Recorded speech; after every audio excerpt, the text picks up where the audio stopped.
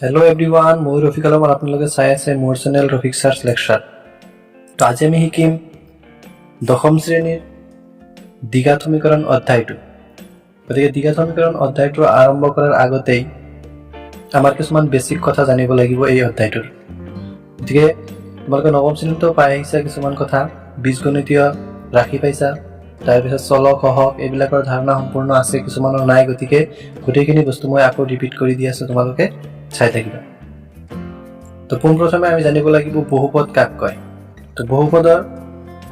বিষয়ে জানিবলৈ হ'লে আমি এটা কথা মনত ৰাখিব লাগিব যে বীজগণিতীয় ৰাশি হ'ব লাগিব, লগতে বীজগণিতীয় ৰাশিত যিখিনি চলক থাকিব চলকৰ ঘাতসমূহ সদায় পূৰ্ণ সংখ্যা হ'ব লাগিব, আৰু এই ৰাশিৰ কোনো পদৰ হৰত চলক থাকিলে ইয়াক কিন্তু বহুপদ বুলি কোৱা নহ'ব। গতিকে যিখিনি আমাৰ এটা পদ থাকিব, বহুপদৰ ক্ষেত্ৰত মই এটা উদাহৰণ দিছোঁ যে উদাহৰণস্বৰূপে ধৰা 2x² + 5x - 3 এইটো এটা বহুপদ হ'ব। কাৰণ আমাৰ ইয়াতে প্ৰথমে তোমালোকে বুজি ল'বা যে যিখিনি আমাৰ সংখ্যা থাকিব সেই সংখ্যাবিলাক কিন্তু চলক বুলি কোৱা নহয়।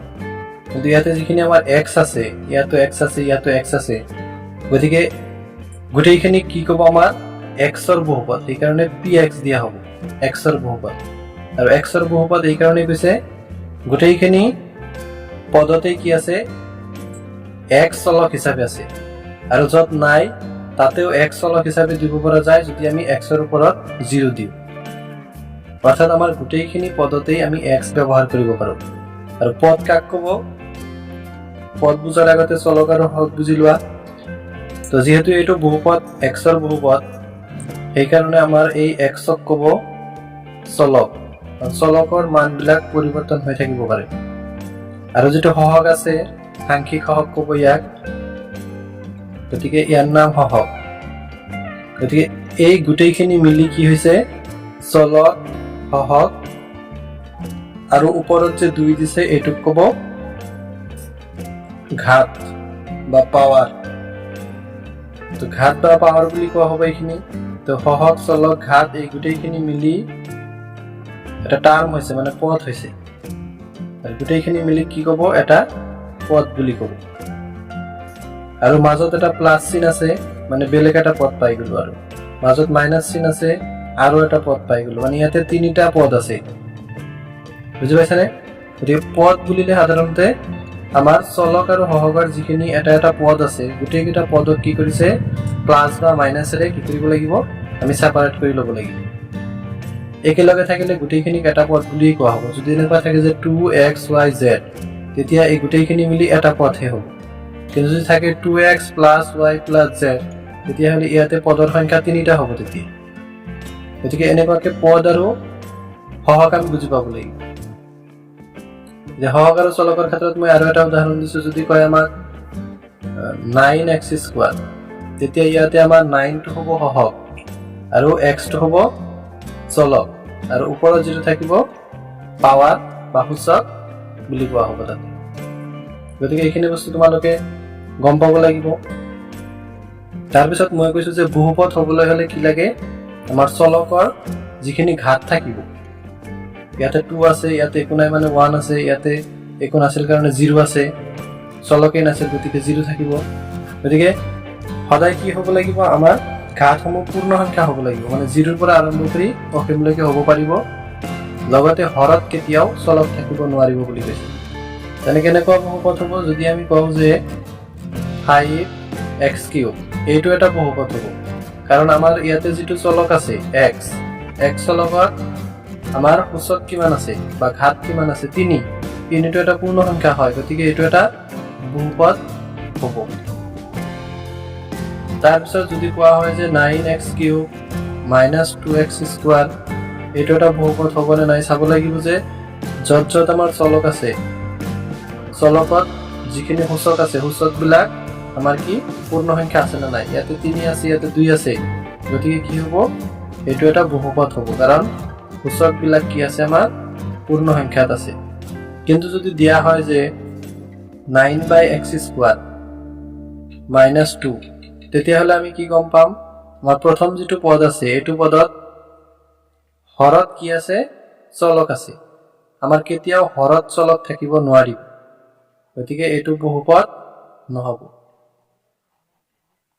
গতিকে নিশ্চয় বুজি পালা যে কোনবিলাক বহুপদ হ'ব বা কোনবিলাক নহব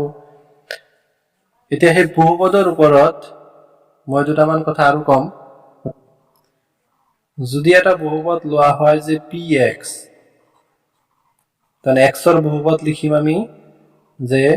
9x square minus 7x plus 5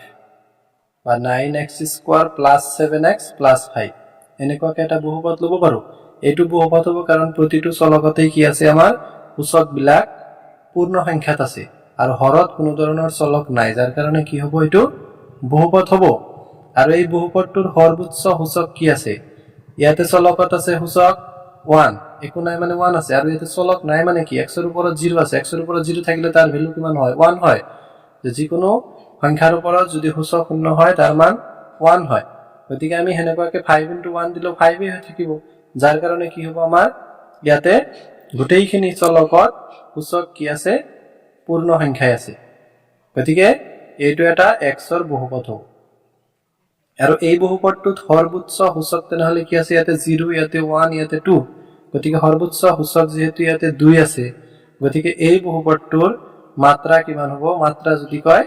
তেতিয়া হলে 2 হ'ব আকৌ যদি এনেকুৱাকে আৰু এটা বহুপদ লিখা যায় যে px = 9x³ minus 2x plus 5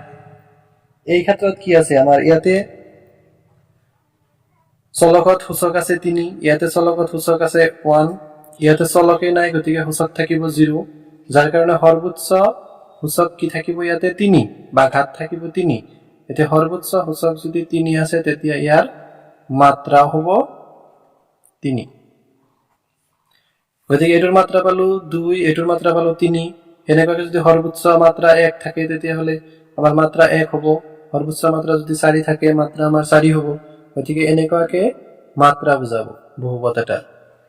এতিয়া আহিল আমাৰ দ্বিঘাতৰ ক্ষেত্ৰত গতিকে দ্বিঘাতৰ ক্ষেত্ৰত এই মাত্ৰাৰ ব্যৱহাৰ কেনেকুৱাকে হ'ব আমি যদি দ্বিঘাত বহুপদ বুলি কওঁ তোমালোকে ক্লাস 9 ত পাইছিলা দ্বিঘাত বহুপদ কাক ক'ব যিবিলাক বহুপদৰ সৰ্বোচ্চ সূচক 2 থাকে সেইবিলাকক দ্বিঘাত বহুপদ বুলি কব যেনেকুৱা কি ইয়াতে px বাহিৰ কৰিছিলো ইয়াতে সৰ্বোচ্চ মাত্ৰা কিমান আছে 2 আছে গতিকে ই এটা দ্বিঘাত বহুপদ হ'ব কিন্তু দ্বিঘাত বহুপদ হ'ব এটো তো নিশ্চয় বুজি পালা যে দ্বিঘাত বহুপদ হ'বলৈ হলে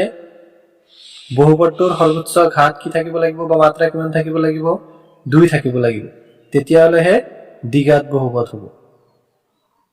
তো দ্বিঘাত বহুপদৰ উদাহৰণটো আৰু এটা দিব পাৰা যে 3x² minus 7/2x plus 5 এনেকুৱাকে দিলেও এটা দ্বিঘাত বহুপদেই বুজাব ইয়াতে তুমি পদৰ সংখ্যা দুটা দিলেও হ'ব বা এটা দিলেও অসুবিধা নাই যদি কেৱল তুমি 3x² দিয়া তথাপি কি হ'ব এটো এটা দ্বিঘাত বহুপদেই বুজাব ইয়াতে একো নাথাকিলেও অসুবিধা নাই আৰু এটা পদ থাকিলেও সৰ্বোচ্চ সূচক যদি আমাৰ 2 আছে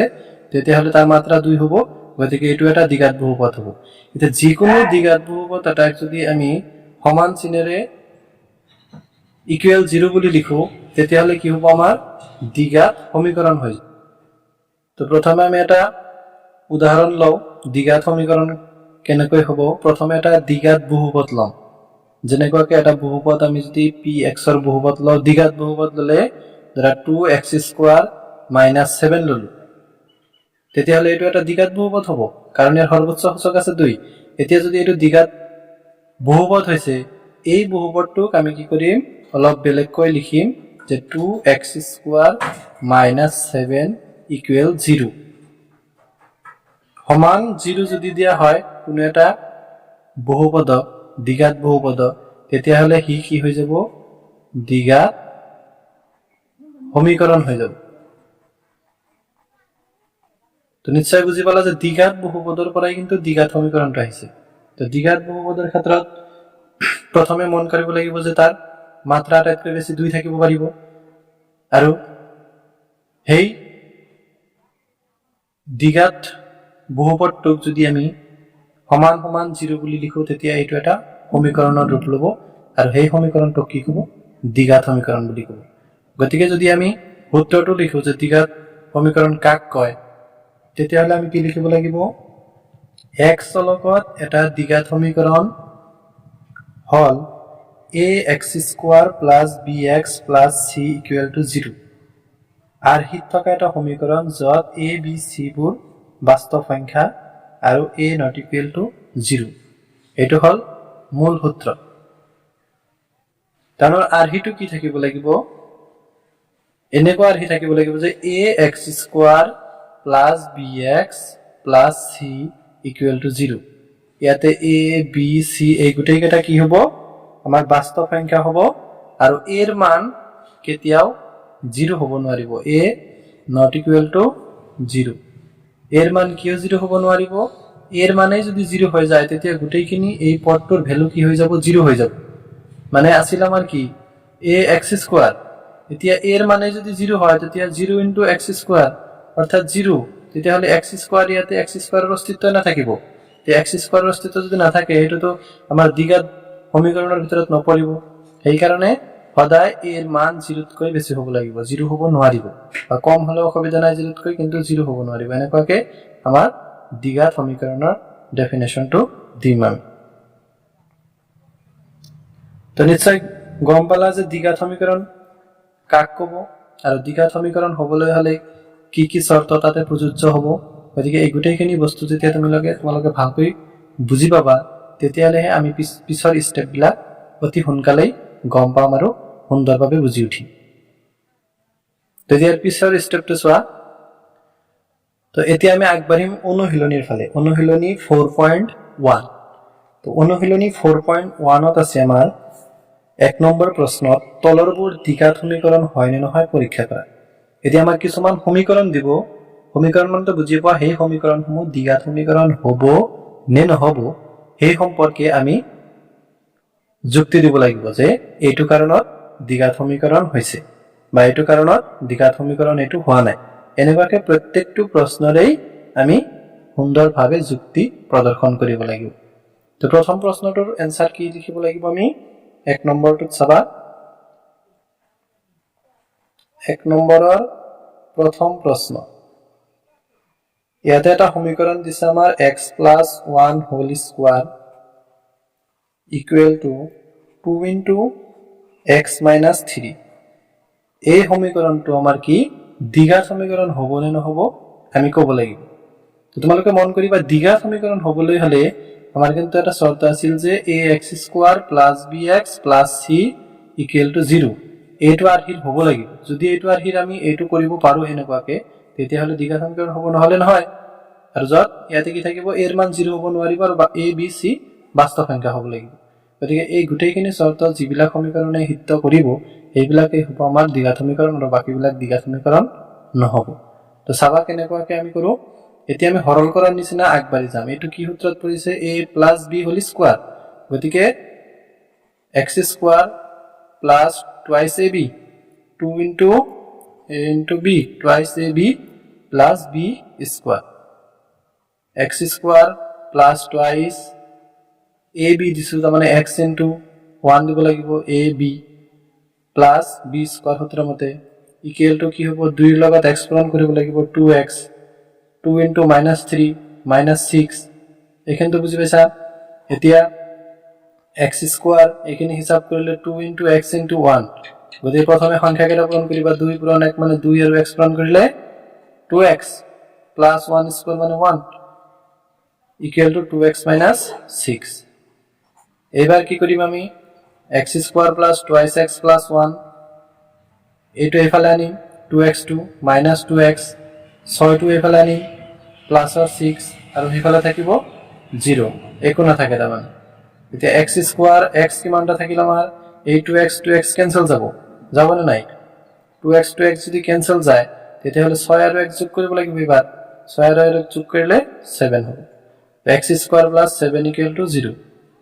বা আমি যদি এটো এনেকুৱাকে লিখো